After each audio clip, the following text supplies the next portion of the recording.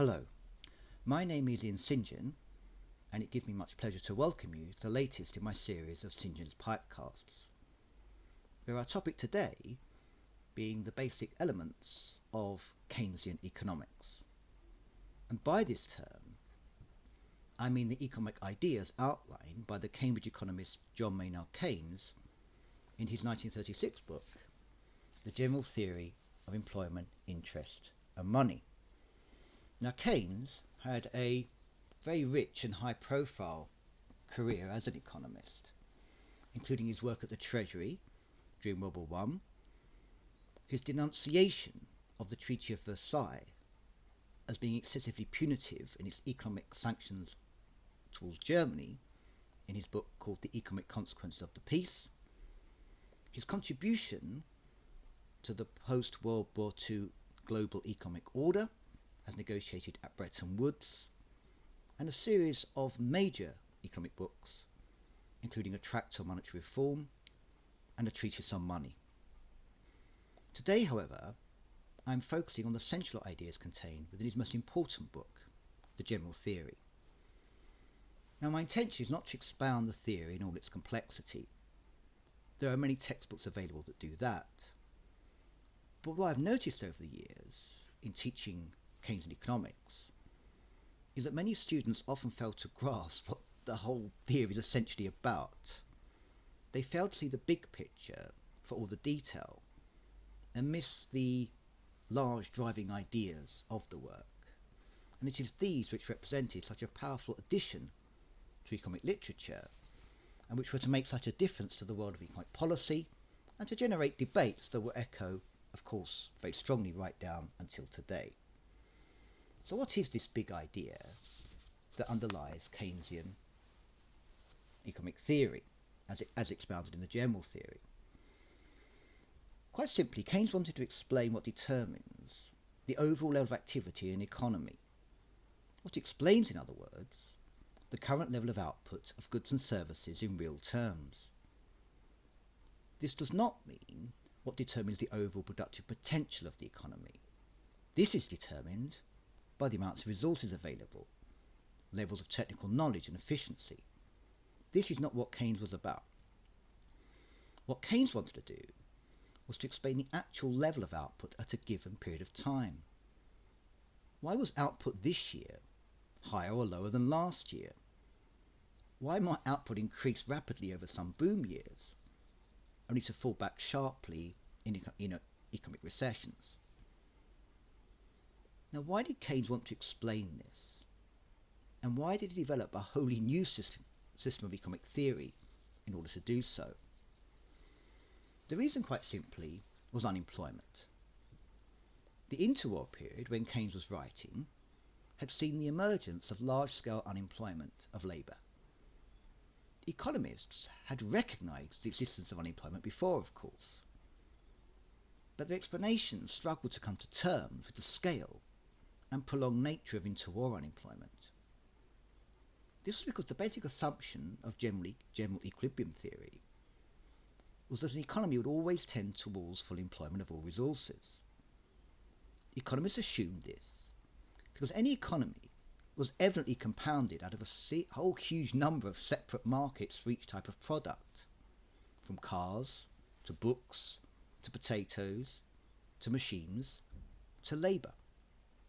And, as any economist will know, all markets tend towards equilibrium, where supply equals demand. All markets, in other words, we say will clear, and this applies to the market for labour as much as anything else. As we see in this labour market diagram, the demand and supply of labour are brought into equilibrium at the wage W.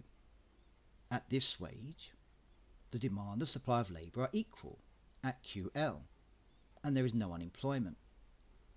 All labour markets, when left to their own devices, would, it was said, tend towards such market clearing equilibrium wage. There could be no general mass unemployment in an economy in the long term. If unemployed labour did exist, then this was a sign that the market wage was above the equilibrium market clearing wage. The wage would fall. raising demand for labour and lowering the supply until the equilibrium wage was achieved. At this wage, everyone who wanted a job had one. Unemployment could exist in the short run as workers moved between jobs, what we call friction unemployment, or as one sector of the economy declined and shed labour, and another grew and engaged more labour. But the whole point of the market mechanism was to adjust wages to bring the various markets for different types of labour into equilibrium. There could again be no mass unemployment in the long run. Yet the facts of the 1920s and 1930s seem to go against this theory, with unemployment in Britain standing over 1 million for 2 decades and peaking at about 3 million in 1932. How then was this possible?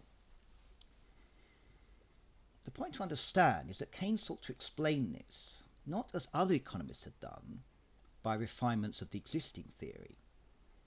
Keynes decided that the solution lay in a completely different approach to the problem of unemployment as such. Keynes attacked the problem in a wholly new way and developed a new way of thinking about economics. This was the Keynesian revolution. Whereas previous conventional theory, what we call neoclassical, approached the economy from a microeconomic perspective in terms of the amalgam of a multitude of individual markets, Keynes approached it from the level of economic activity and output as a whole. In this way, he founded a new type of economics, macroeconomics, the study of the functioning of the economy as a whole. This Keynesian revolution, represented by the general theory, was brilliantly captured by Keynes in the first chapter of his book. And this first chapter is just 1 paragraph long, and here it is. Chapter 1, The General Theory. I have called this book The General Theory of Employment, Interest and Money, placing the emphasis on the prefix general. The object of such a title is to contrast the character of my arguments and conclusions with those of the classical theory of the subject, upon which I was brought up, and which dominates the economic thought, both practical and theoretical, of the governing and academic classes of this generation, as it has for 100 years past. I shall argue that the postulates of the classical theory are applicable to a special case only, and not to the general case, the situation which it assumes being a limiting point of the possible positions of equilibrium. Moreover, the characteristics of the special case assumed by the classical theory happen not to be those of the economic society in which we actually live, with the result that its teaching is misleading and disastrous if we attempt to apply it to the facts of experience. Now, Keynes cut through the existing mass of microeconomic thinking by positing a few simple propositions. Number 1. Keynes said that the overall level of employment in the economy was determined by the level of output. When firms increased output, they demanded more labour. When they reduced output, they shed labour. So employment, or L, is a function of output, or what we often call national income, or GDP. L is a function of Y. Number 2. So what determines the level of output Y? Keynes argued that firms produce output in response to demand for their products or services. When demand grows, they increase output and hence employment. When demand falls, they cut back output and employment. So output or income depends on spending. Output is a function of expenditure. Number 3. Clearly, if expenditure determines output and output determines employment, then employment L is a function of expenditure. So employment is a function of expenditure. Number 4. Thus, fluctuations in overall output are determined by fluctuations in expenditure, and these fluctuations in output explain fluctuations in employment. We can see here how elegantly Keynes has cut through to his problem. He wanted to explain how an economy could be for many years in a condition where there were unemployed resources, including labour. Conventional theory, which of course assumed full employment, struggled to do this. What Keynes argued was that an economy had no inherent tendency to full employment at all. The economy simply functions at a level of output or activity determined by the level of spending. When spending rose, output increased. When spending fell, output fell. There simply was no mystery about it. And so if you ask, why is there persistent unemployment of labour? The answer is the level of spending and hence output is at a level which will not employ the available labour supply. The existence of mass unemployment just means that the level of expenditure in the economy is not sufficient to generate a full employment level of output. The economy will be operating at below full employment, and hence not surprisingly, there will be unemployment. Number 5. What then determines the level of expenditure, or E? This is a more complicated question, as spending has many forms, including spending by consumers, governments, firms, and overseas consumers. But in the basic Keynesian model, which is a simple one with no government and no foreign trade, the essential answer is expenditure is determined by the investment spending of firms. Thus, to answer the question, what determines output and employment in the economy, Keynes' essential answer is that it is the planned level of investment spending by firms on factories, machines, infrastructure, vehicles, and so on. Thus, investment expenditure determines total expenditure determines total output, and total output determines employment. In other words, E is a function of I, Y is a function of E, and L, or employment, is a function of output or income, Y. To summarise, Keynes wanted to explain what determines the level of economic activity and hence employment in an economy. Traditional economics assumed that the level of output was the full employment level where all markets cleared. Keynes rejected this and said that the economy had no necessary tendency to exist at full employment output. Its output was determined by what happened to be the level of spending, and that level of spending was driven chiefly by the investment decisions of firms. When investment rose, the whole economy grew and employment increased. When investment fell, the whole economy contracted and unemployment rose. Into unemployment, therefore, had one basic cause: a lack of investment.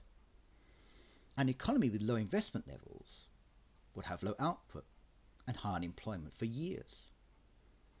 Only if investment grew would output increase and the economy move towards full employment. The only way to grow an economy that had unemployed resources was to increase spending, and if firms wouldn't do that by raising investment, maybe some other method had to be tried, such as spending by the government. This was the basic argument that Keynes outlined in the general theory. Let us now look more closely at the central propositions of Keynes' analysis. As we have seen, the most important variable in Keynes' theory was that of total expenditure, or what is often called aggregate demand. Aggregate demand is the total expenditure and goods and services in the economy.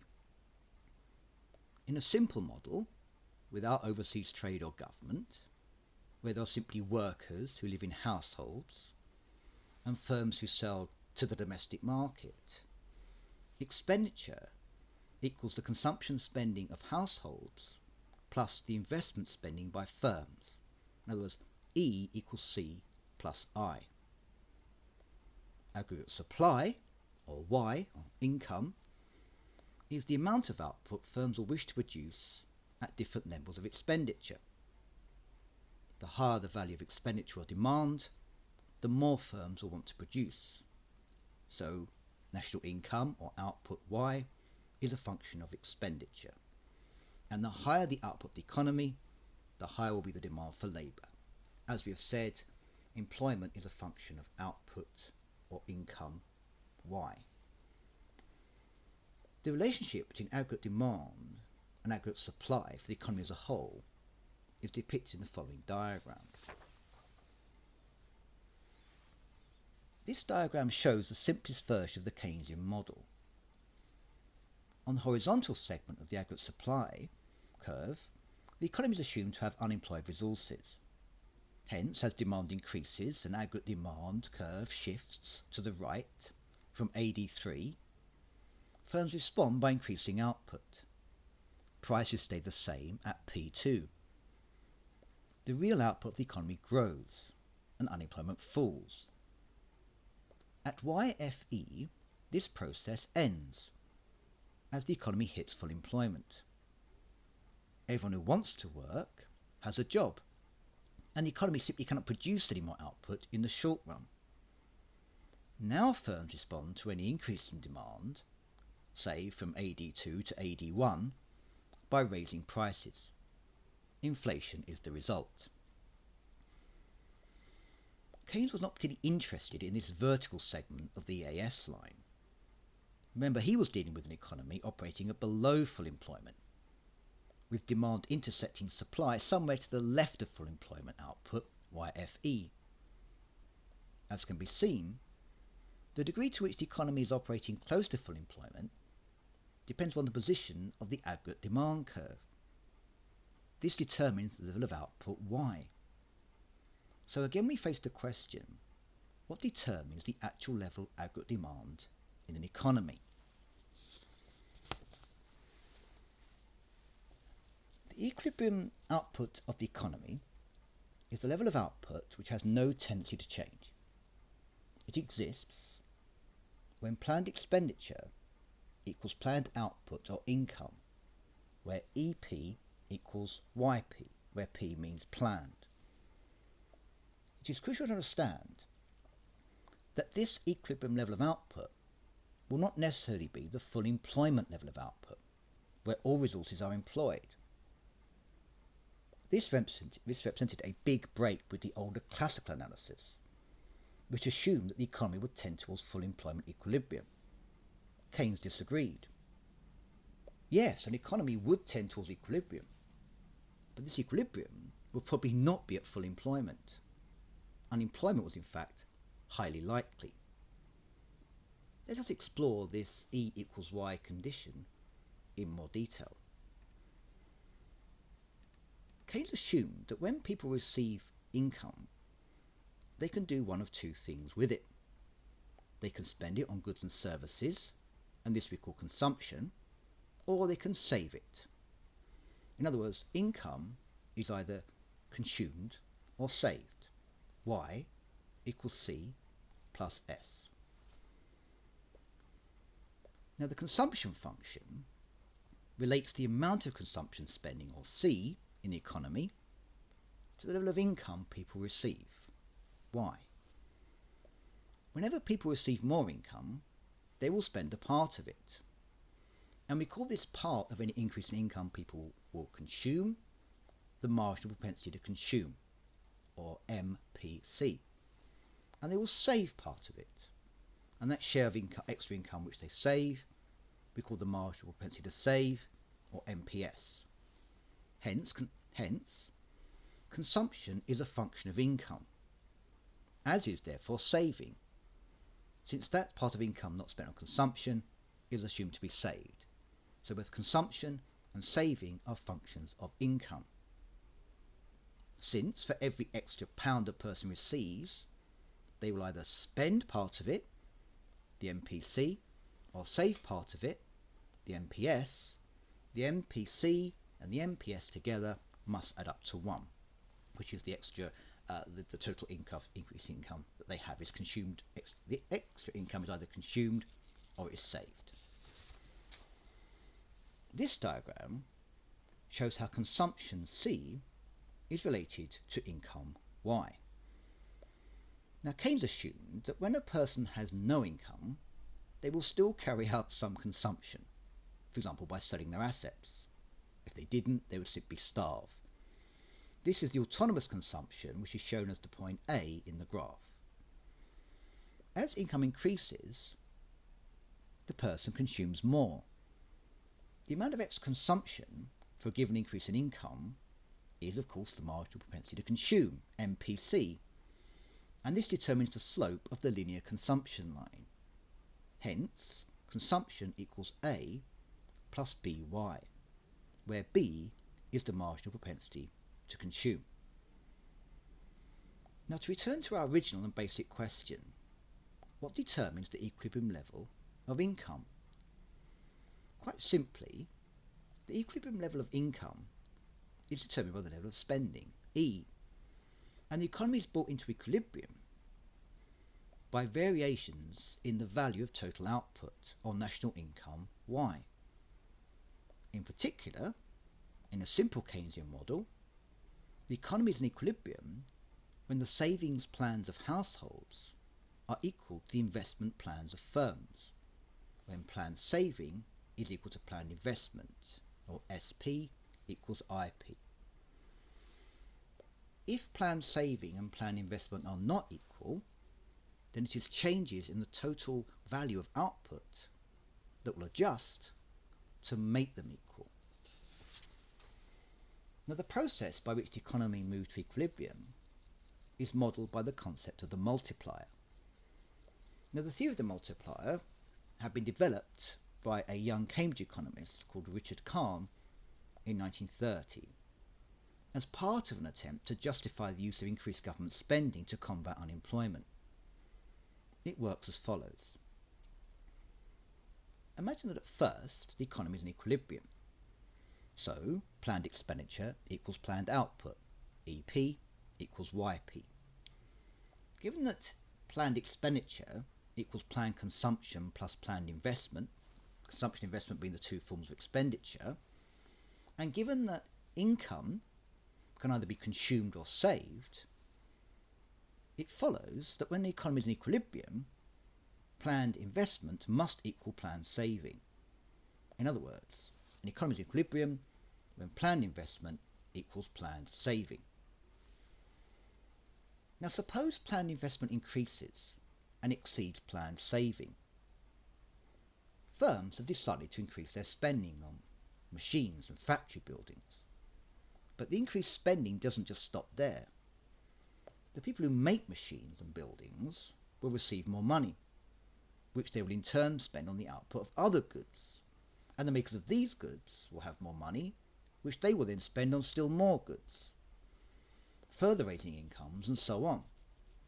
Thus, the initial increase in investment initiates a ripple effect of increased spending through the economy. And this is the multiplier.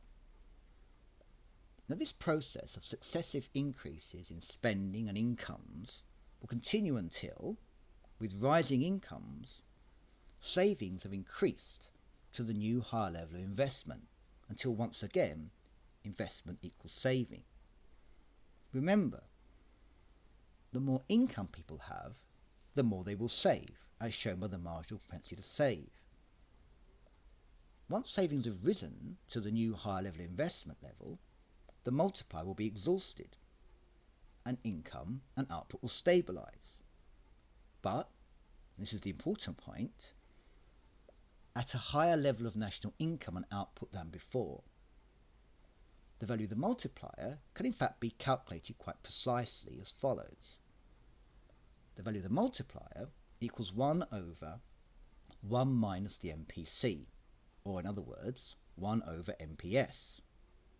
So, if the marginal propensity to consume is 0.8, in other words, if people spend an extra 80 pence of each pound you give them, then the multiplier will be 1 minus 1 divided by 1 minus MPC equals 1 divided by 1 minus 0.8 equals 1 divided by 0.2 equals 5.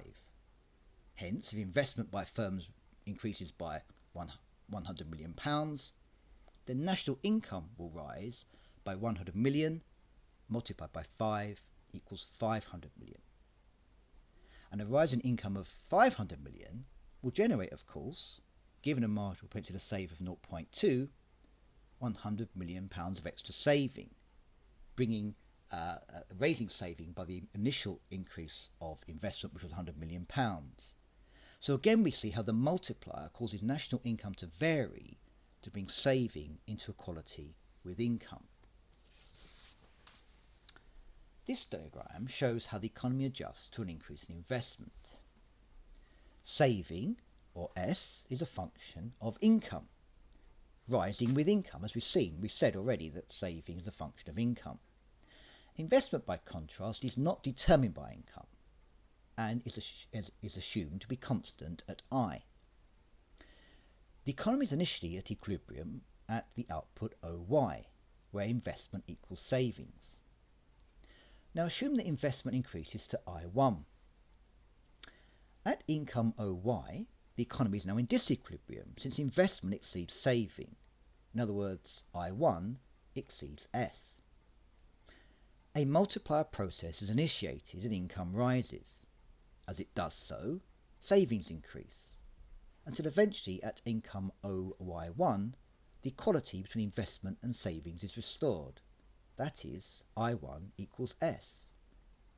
As can be seen, the increase of investment from I to I1 has led to a rise in national income from Y to Y1. The ratio of the change in income to the initiating change in investment, delta Y divided by delta I, is the value of the multiplier. The relevance of the multiplier to government economic policy is clear. For example, if the multiplier is 5, then the government, by spending £100 billion on public works, can boost the total economy by 1 billion multiplied by 5 equals 5 billion. So in other words, a government seeking to boost economic activity can do so not simply by pushing an extra, say, £100 billion of spending, because this will initiate further multiplier increases in income and spending, raising total economic output by 5 billion. It shows the potential potency of a government to boost an economy by spending more money. The multiplier effect wasn't initially designed to demonstrate that point. But as we've seen, the multiplier had a more profound part to play in the Keynesian model, for it showed how variations in output and income occur to bring the economy into equilibrium. And this is the point I want to drive home here, is that, remember, in the Keynesian system, the investment spending by firms, which pushes money into the national economy, will tend in equilibrium to be equal to the amount that people are saving and extracting out of income as they receive it from their incomes. Investment and saving in equilibrium will need to be in equality. Now, if investment increases, then the economy will not be in equilibrium. Investment will exceed saving. The question is, what brings investment and saving back into equality? Well, the answer is, it's changes in the overall level of economic activity. If investment exceeds saving, more money is being pushed into the economy through investment than is being drained out by households through saving, then national income will rise. As national income rises, so saving will increase as people's incomes increase, until eventually saving will increase to the new higher level of investment. And the thing that brings about this equality is fluctuations in national income. Equally, if investment falls and is below the level of saving, firms are pushing less money in through investment than households are draining out through saving, then the overall level of output in the economy will contract, incomes will contract. As incomes contract, so people's saving declines until eventually saving falls to the new lower level of investment. It is the overall level of the economy that fluctuates or adjusts in order to bring about equilibrium where investment equals saving. That is the central message, I say, of the Keynesian concept of how the economy functions. Now, in the Keynesian model, then, it is changes in investment that are the key factor driving changes in national income. So we're then faced with the question, what determines investment? Now Keynes argued that a central determinant of investment is the expected rate of return on that investment in the future. A capital asset like a machine yields a rate of return into the future, and the marginal efficiency of capital is the measure of this expected rate of return on investment. If the annual expected rate of return on investment, say 6%, exceeds the rate of interest at which a firm can borrow, say 5%, it will be profitable for a firm to borrow to invest. It can borrow at 5% to invest and secure a rate of return of say 6%. Clearly it will be profitable for the firm to borrow to invest. If the rate of return on investment is below the rate of interest, then firms will not wish to invest. In other words, they will invest in capital until the marginal efficiency of capital equals the rate of interest. Thus, in this diagram, the marginal efficiency of capital, when the rate of interest is R1, firms will want to invest I1. And if the interest rate falls to R2, investment will increase to I2, as previously unprofitable investments become worthwhile. It might be concluded from this that Keynes would look to lowering interest rates as a means to boost the economy via investment and hence of course the multiplier. But this was not the case, however, for two reasons. First, the marginal efficiency of capital depends on expected rates of return, but firms cannot predict the future with any certainty, and their expectations of future rates of return will depend to a large degree on instinct and guesswork, what Keynes called animal spirits. If firms are optimistic about the future, then they will expect larger profits, and the MEI, or the marginal efficiency of investment, will be high in their expectations, and they will invest. If they are pessimistic about the future, then they will not expect high rates of return in the future, and the MEI will be low, and they will not invest. In other words, lowering the rate of interest will not boost investment if firms are pessimistic about the economy, which they often are, of course, during depressions. The second reason Keynes attached little importance to the rate of interest as a tool of expansion has to do with the determination of the rate of interest itself, and to this we now turn. Now, one of the bold features of the general theory was a new theory of the rate of interest. Now, conventional economics saw the rate of interest as being determined by saving and investment, with the interest rate varying in order to ensure that savings and investment were the same.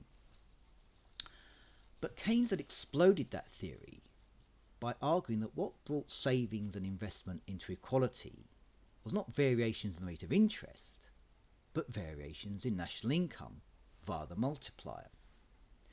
So if investment and savings did not determine the rate of interest, what did? Well, Keynes argued that the rate of interest was determined by the supply and demand of money. Now, people demanded money, Keynes said, because they had a preference for liquidity. Money was the most flexible of all assets and could be used for anything at a moment's notice. Now, partly people held money, Keynes argued, to fund their daily purchases, and he called this the transactions motive. They also kept money for emergencies, for what we call a rainy day, and Keynes called that the precautionary motive. But the motive that interested Keynes was the speculative motive. And here we have to think of a wealthy individual with a large portfolio of assets. Now, a wealthy investor will hold cash as part of a series of assets, which may also include, for example, government bonds or company shares. This speculative demand for money depends on the rate of interest. When the rate of interest is high, investors' demand for cash will be low. First, because with high rates of interest, the investor will be missing out on good returns by keeping her money as cash. But second, when the rate of interest is high, then the price of assets will be low. And if the price of assets is low, then their next move is likely to be up. So if you buy assets now, when the price is low, you'll probably make capital gains when the price of assets rises, as it probably will do if the price of assets is already low. To see this last point, let us imagine that the asset is a government bond bringing in £10 per annum. What this means is the government issues bonds or certificates, and these the government basically says that we promise to pay £10 per annum to any person holding this piece of paper. And the government will sell these pieces of paper in the market, in the bond market. People buy these pieces of paper will then be able to receive an income, a guaranteed fixed income of £10 per annum. Now, if the price of the bond is £100, in other words, the government says you can have this piece of paper yielding £10 in return for the payment of £100, then the rate of return is £10 divided by 100, in other words, it's 10% per annum. Now imagine the price of the bond falls to £50. The rate of return on the bond is now £10, remember that's fixed, the £10 per annum, but now the price of the piece of paper of the bond is only £50. So in other words, you get a £10 return on a £50 outlay, the rate of return is now 20%. So a low bond price goes with a high interest rate, and vice versa.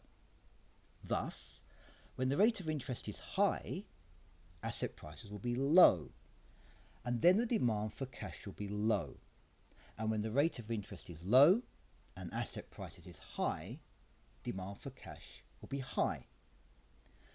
The spectre demand for money, therefore, is inversely related to the rate of interest, and this is shown in the liquidity preference schedule. Thus, we see in the diagram, the supply of money, M, is assumed to be fixed by the monetary authorities, and the equilibrium rate of interest, where the demand for cash balances equals the supply of cash, is 5%. If the monetary authorities increase the supply of money, then investors will be holding more cash than they wish at a 5% interest rate. They will respond by buying assets, like bonds, and as they buy assets, so will the price of bonds rise. And as the price of bonds rises, the rate of interest will fall, until a new equilibrium point is reached with a lower rate of interest.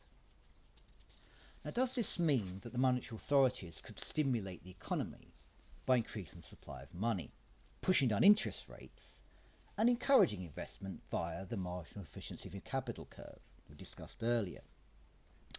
Now, Keynes was sceptical regarding the capacity of monetary policy to revive a stagnant economy because, first, as we have seen, Keynes thought that the relationship between interest rates and investment was a weak one, as firms were more influenced by expectations of the future state of the economy and future profits than they were by the existing rate of interest. Second, as the monetary authorities increase the money supply, the degree to which interest rates can be driven down any further will decline. The lower interest rates become, the less tempted will investors be to convert their cash into assets. And of course, when interest rates are very low, assets like government bonds will be very expensive, and the expectation is that they will soon fall in price. For both these reasons, as the money supply increases, the money will just stack up in idle cash balances. The interest rate will hardly fall any further, and monetary policy will prove impotent in boosting the economy. Keynes designated this the liquidity trap. In the diagram we discussed earlier, this occurs at an interest rate of 2%. So in other words, once interest rates get very low, then it means, of course, that the price of assets is very high. As we just discussed, they're inversely related. If the government increases the supply of money and wealthy individuals find they're holding more money than they anticipated, they won't seek to purchase any more assets, because at that price, the price of assets is very high, very likely to fall. If they buy assets now, they'll simply be incurring capital losses when asset prices fall. And of course, if the interest rate is very low, then the incentive to invest in assets is low anyway because they won't gain much more interest than they're already getting. In other words, as the government begins to push out more and more money to the economy, it'll simply accumulate as ever larger cash balances in portfolios of wealthy people. There'll be very little impact on the real economy. Thus, the favourite tactic of governments in the 1930s, which was to seek to boost the economy through a policy of low interest rates, or what was called cheap money, to stimulate investment spending, would, Keynes argued, be very unlikely to initiate a recovery. Low interest rates won't induce firms to invest in new factories if they can't sell the output from the existing factories.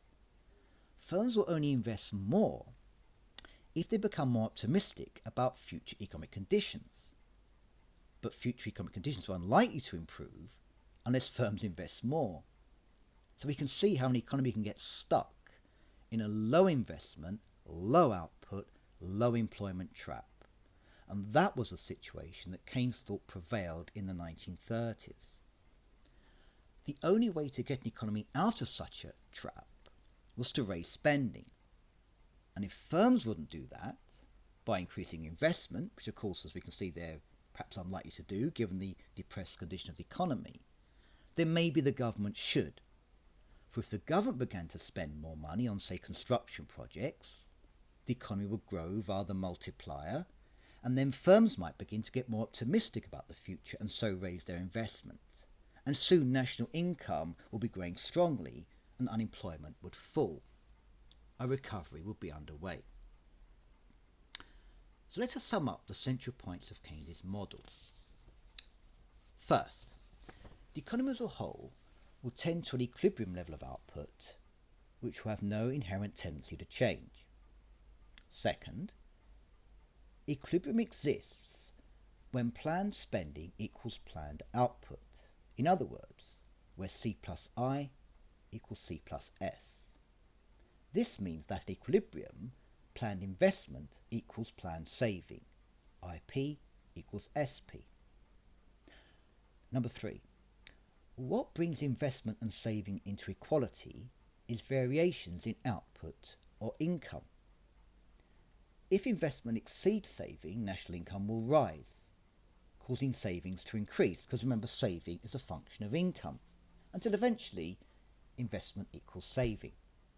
If investment falls, national income will contract, reducing saving until again investment equals saving. Number 4. This equilibrium level of output can occur at any level of output. It might occur at full employment output, but this was unlikely. It was far more likely to occur at a level of output below that associated with the full employment of resources, in which case there will be unemployment. Number 5. Once equilibrium is established, it will not change unless investment changes, initiating an upward or downward multiplier. If an economy has unemployed resources, it is because investment, and hence national income, are relatively low. And if an economy enters a depression, it is because investment will have fallen. In a simple model of the economy, output and income will only increase if investment increases, and this might well not happen if firms don't think investment is justified by the depressed state of the economy. Hence the kind of depression economics against which Keynes was reacting in the 1920s and 1930s. Number 6. If the economy is going to grow and unemployment fall, there will need to be an increase in autonomous spending, what we refer to as an injection of spending into the system. Now, while an increase in investment spending would initiate a growth process, the depressed conditions of the economy would make firms unlikely to increase investment, however low the interest rate. In these situations, it was better perhaps for the government to take the lead through altering its fiscal policy, where fiscal policy refers to decisions of governments relating to their spending and their taxation. By increasing government spending on, for example, construction projects, the government could initiate a growth multiplier, leading to a larger expansion in output and employment. If a country wants to raise level employment, the most effective thing it can do is to have the government spend more. And this is what Keynes argued government should be doing in the 1930s. To fund this spending, it might be necessary for the government to spend more than it receives in taxes and thus run a budget deficit. Now these were the central propositions of the Keynesian revolution. Their immediate effect was of course to furnish arguments for the government to take action to stimulate spending in the economy.